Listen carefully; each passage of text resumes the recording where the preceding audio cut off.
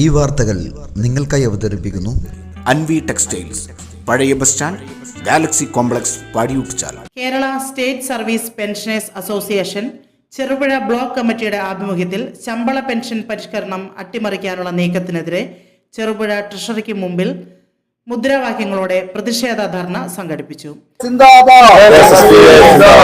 പ്രതിഷേധ പ്രകടനം സിന്ദാബാദ്. ജീവനക്കാരെ പെൻഷൻകാരെ ബജറ്റ് തൊട്ടതിനെല്ലാം നികുതികൾ കൂട്ടി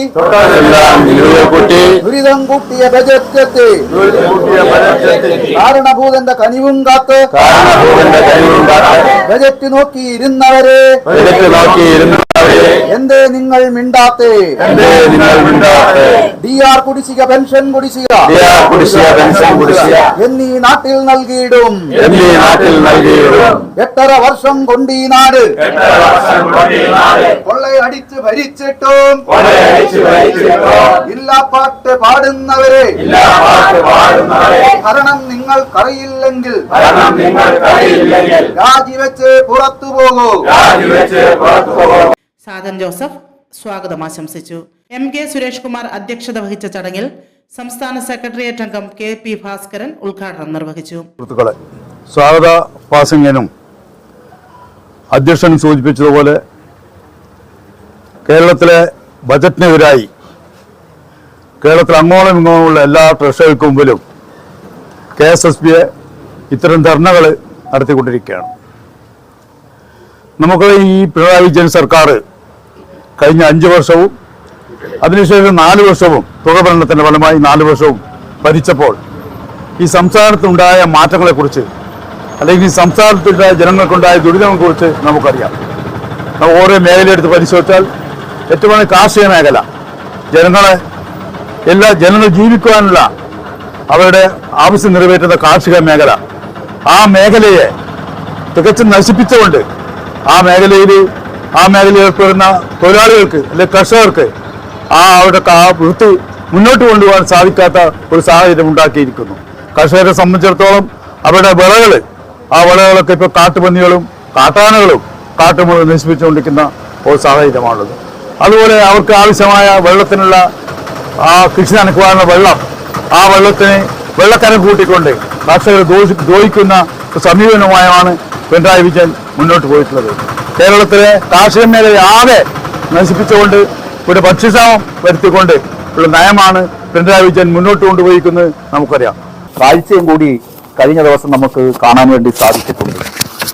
ഇങ്ങനെ കേരളത്തിലെ പെൻഷൻ സമൂഹത്തെ വഞ്ചിച്ച സർക്കാരിന്റെ നടപടിയിൽ പ്രതിഷേധിച്ചുകൊണ്ട് കേരളത്തിൽ ഇന്ന് KSSBയുടെ ആഭിമുഖ്യത്തിൽ വമ്പിച്ച പ്രതിഷേധം നടന്നുകൊണ്ടിരിക്കുകയാണ്.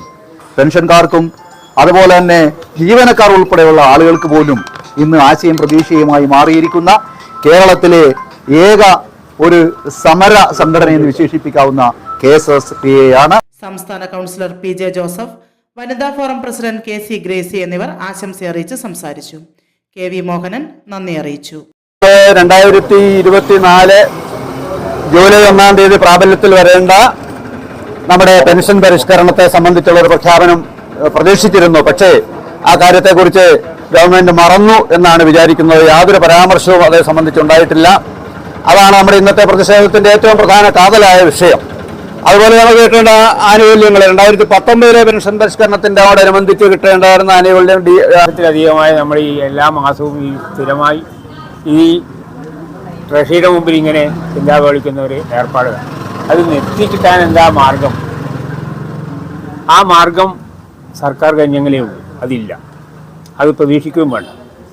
അതുകൊണ്ട് നേരത്തെ അധ്യക്ഷൻ സൂചിപ്പിച്ചതുപോലെ, അതേപോലെ ജോസഫ് സാറെല്ലാം പറഞ്ഞതുപോലെ നമ്മൾ ഐക്യത്തോടു കൂടി നിന്ന് ഈ സമര പരിപാടികൾ ഇതല്ല, ഇതിനപ്പുറം എൻ്റെ അഭിപ്രായത്തിൽ മന്ത്രിയുടെ വീട്ടിലേക്ക് പോകുന്ന കുറച്ചുകൂടി നല്ലത്.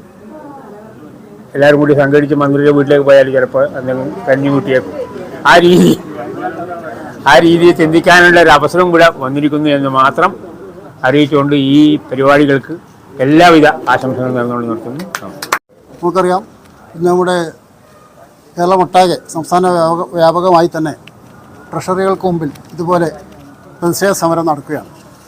എന്താണ് അതിൻ്റെ ആവശ്യകത എന്നതിനെക്കുറിച്ചൊക്കെ മുമ്പ് സംസാരിച്ചവർ സൂചിപ്പിച്ചു.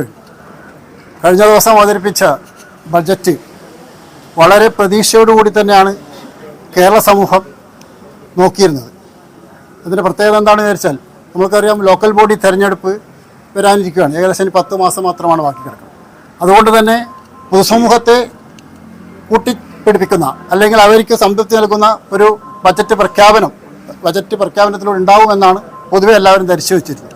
എന്നാൽ എല്ലാവരെയും നിരാശപ്പെടുത്തിക്കൊണ്ട് വിവിധ മേഖലകളുള്ള കർഷക തൊഴിലാളികളായാലും സർക്കാർ ജീവനക്കാരനായാലും പെൻഷൻകാരായാലും മറ്റ് കൈത്തൊഴിൽ ചെയ്യുന്നവരായാലും എല്ലാ മേഖലയെയും ഒന്നും അവർക്കൊരു പ്രതീക്ഷ നൽകാത്ത തരത്തിലുള്ള ഒരു നിരാശാജനകമായ ബജറ്റാണ് ദൗർഭാഗ്യവശാൽ നമ്മുടെ ധനമന്ത്രി കഴിഞ്ഞ ദിവസം നിയമസഭയിൽ അവതരിപ്പിക്കും.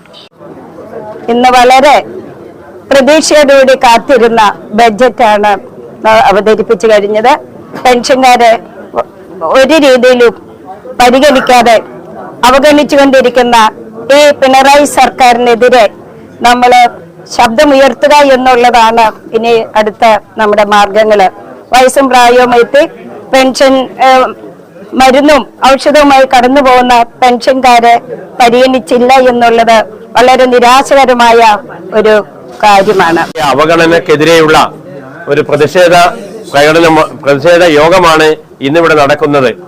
നമുക്കറിയാം, ഇന്ന് കേരളത്തിൽ അങ്ങോളം ഇങ്ങോളം KSSB-യുടെ ആഭിമുഖ്യത്തിൽ എല്ലാ ട്രഷറിക്ക് മുമ്പിലും ഇത്തരം പ്രതിഷേധ സമരം നടക്കുന്നുണ്ട്.